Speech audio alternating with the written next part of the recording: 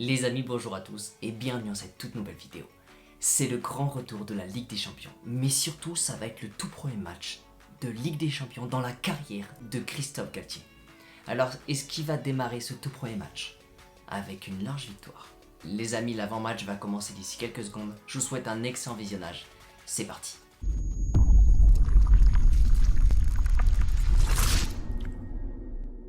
Les amis, juste avant d'ouvrir le sujet, laissez-moi vous parler du partenariat de la chaîne R7 Foot. R7 Foot est spécialisé dans la création de maillots de foot non authentiques mais d'excellente qualité. Vous y retrouverez la plupart des clubs et sélections et vous le savez, la Coupe du Monde va bientôt arriver. C'est le moment de vous munir de votre maillot préféré. Les maillots sont à partir de 25 € seulement. R7 Foot vous offre jusqu'à 3 maillots offerts en fonction du montant de votre panier. Vous pouvez choisir le flocage de votre choix. La livraison est offerte à partir de 79 € d'achat. R7 Foot dispose de plusieurs moyens de paiement, dont PayPal qui est le plus sécurisé, mais également vous avez moins 10% sur tout leur site internet avec le code PSG. Vous retrouverez absolument toutes les informations directement en description. Et vous l'avez compris, c'est un partenariat, donc chaque achat sur leur site permettront de faire évoluer la chaîne. Un immense merci à tous ceux qui le feront. Une excellente vidéo à tous.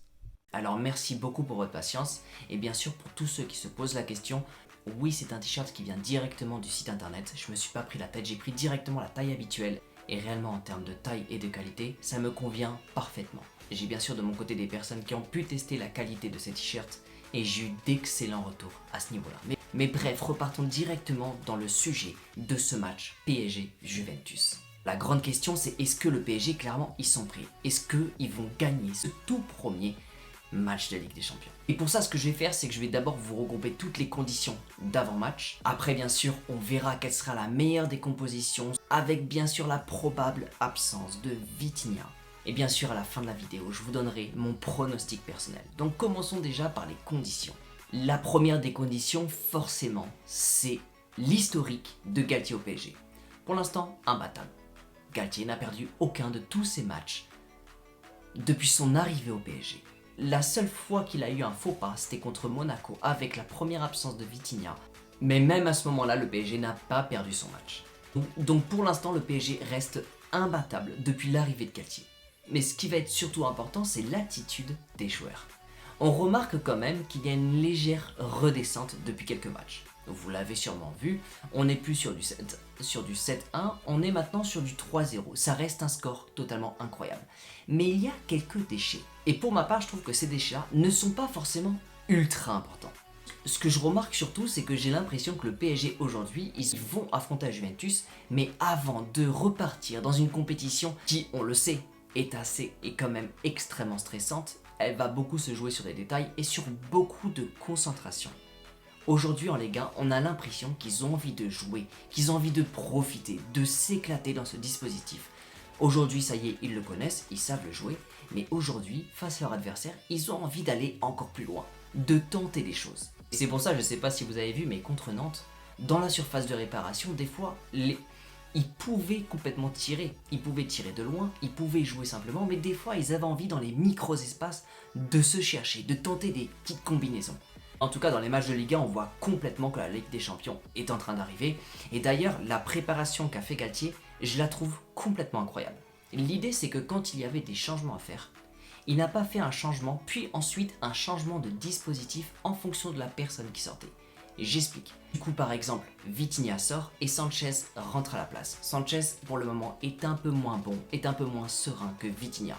Donc forcément, la puissance du milieu de terrain s'affaiblit légèrement. Et c'est à ce moment-là justement que Galtier n'a pas du tout changé son dispositif. Non, son but premier, c'était de garder le même dispositif durant tous les matchs, quel que soit le changement qui a été effectué. Donc aujourd'hui, après 2 mois, le PSG, le 3-4-1-2, ils le connaissent par cœur.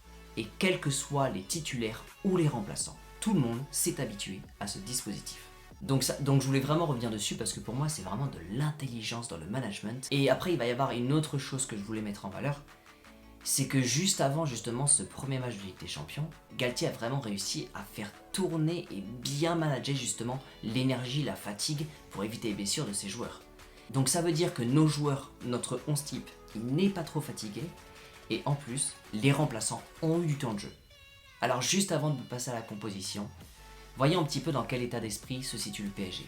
Pour le moment, le PSG, ils le savent, ça n'est pas vraiment la même Juventus qu'il y a quelques années. La Juventus n'est pas à son prime et surtout, elle n'est pas aussi prestigieuse qu'il y a quelques années. Aujourd'hui, c'est plus le PSG qui a un level au-dessus par rapport à la Juventus. Après, bien sûr, à ce niveau-là, il ne faut pas rentrer dans le piège de la Ligue des Champions. Chaque équipe qu'on va affronter durant la Ligue des Champions peut poser problème au PSG. C'est vraiment quelque chose qu'il ne faut surtout et ne jamais oublier. La Juventus, dans tous les cas, va tout faire pour finir première de son groupe et va poser des problèmes dans tous les cas au PSG. C'est une évidence. N'oubliez pas aujourd'hui qu'il y a quand même des anciens joueurs du PSG qui jouent maintenant pour la Juventus. Rabiot, Di Maria et Paredes. Donc le match va être extrêmement intéressant, il se passe à domicile, donc bien sûr de leur côté, la balance penche complètement en faveur du PSG. Le PSG a vraiment toutes ses chances de remporter ce match. Mais bien sûr, on verra le pronostic avant la fin de la vidéo. Passons directement à la composition. Une composition qui va être faite, malheureusement, et encore une fois, sans notre maître à jouer, Vitinha. Alors bien sûr, on reste exactement, comme je vous l'ai dit, dans la même composition, le 3-4-1-2. Aucune surprise, Marquinhos, Kimpembe et Ramos. Alors bien sûr, au milieu de terrain, avec l'absence de Vitinha, à mon avis, c'est Renato Sanchez qui va récupérer le poste aux côtés de Verratti. Et bien sûr, sur les côtés, on devrait avoir directement Nuno Mendes et Hakimi, et en attaque, directement en tant que numéro 10, Lionel Messi, et en pointe de l'attaque, Neymar et Kylian Mbappé. J'aimerais vraiment revenir sur le sujet de Renato Sanchez. Franchement, on est quasiment tous unanimes là-dessus. Renato Sanchez n'est pas au même niveau que Vitinha. N'oublions pas quand même que Vitinha a eu plus de préparation que Renato Sanchez. Sanchez a eu un léger retard par rapport à la préparation et a mis du temps à rentrer justement et à se fluidifier avec l'effectif parisien. Et c'est pour ça qu'on avait complètement tendance à les comparer les deux. De mon côté, vous le savez, je préfère complètement le style, la façon de jouer de Vitinha. Par contre, ce que je voudrais vraiment mettre en avant, c'est le dernier match de Sanchez. Ça n'a pas été parfait. Il y a des détails qui n'ont pas été bons, mais Renato Sanchez a pris beaucoup plus d'initiative. Il a apporté de l'aide justement aux attaquants, il a apporté de l'aide aux défenseurs, il a fait quand même quelques erreurs dans les transmissions. Il faut absolument régler ça. C'est des détails qu'il faut absolument fixer le plus rapidement possible. La Ligue des Champions, je le rappelle, ne pardonne pas. Mais Renato Sanchez est monté d'un cran. J'ai remarqué que Renato Sanchez avait élevé son niveau d'un cran. Et c'était un peu plus impliqué dans l'effectif parisien. Il reste une grande marge de progression, mais c'est de bon augure pour le moment. Et bien sûr, je vous en parle parce qu'à mon avis, c'est celui qui va récupérer la place de titulaire à la place de Vitinha. J'espère vraiment que tout va bien se passer au niveau du milieu de terrain. Dans tous les cas, l'absence n'est pas totalement officielle pour le moment. À l'heure où je tourne la vidéo, ça se trouve, on va avoir la bonne surprise. Mais pour le moment, ça m'étonnerait qu'il soit là pendant le match. Alors bien sûr, pour vraiment faire la transition avec le pronostic, je tiens. Il faut absolument que le PSG, sa composition, on la connaît, mais il faut absolument que la défense maîtrise son sujet contre la Juventus. Ça va être, je pense, la clé du match. Parce que des buts, on va en mettre. On n'a pas le même Messi que l'année dernière, on n'a pas le même Neymar. Les deux sont en train de faire une saison pour le moment tout simplement impressionnante. Même si Messi met pas autant de buts que Neymar, Messi propose un football cette année magnifique. Et bien sûr, les trois attaquants sont stratosphériques cette année pour le début de la compétition. Les milieux de terrain, ça va. Les latéraux, tout se passe bien. Alors bien sûr, je continuerai de penser qu'il manque quand même un 9 dans cette équipe du PSG parce qu'on a des latéraux tout simplement impressionnants, mais il manque un 9 dans cette attaque. Mais vraiment, la défense du PSG va être la clé du match.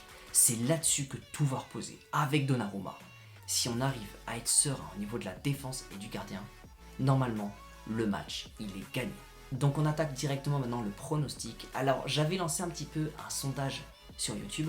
Alors bien sûr, tout le monde voit une victoire du PSG, même moi je vois une victoire du PSG, mais quelqu'un m'avait dit 3-1. Et j'ai trouvé que ce score, ce pronostic, il était parfait. C'est pour ça que je vais m'appuyer là-dessus pour vous donner le mien. Je vais dire également un 3-1. Je trouve que ce score-là, c'est parfait. Parce que en moyenne, on met beaucoup de buts par match. On arrive quand même en Ligue des Champions, mais ça m'étonnerait pas que le PSG montre un match complètement abouti. Première de Galtier, match abouti. Une merveille de la part du PSG. Ça m'étonnerait pas qu'il veuille montrer beaucoup de choses durant ce premier match de Ligue des Champions. Ça m'étonnerait pas également que nos attaquants qui n'étaient pas forcément dans la bonne année l'année dernière, donc je parle bien sûr de Messi et Neymar, ça m'étonnerait pas qu'ils se vengent complètement cette année. Ce tout premier match, ils sont en jambes, ils sont prêts, ils sont motivés, ils sont dans une bonne énergie.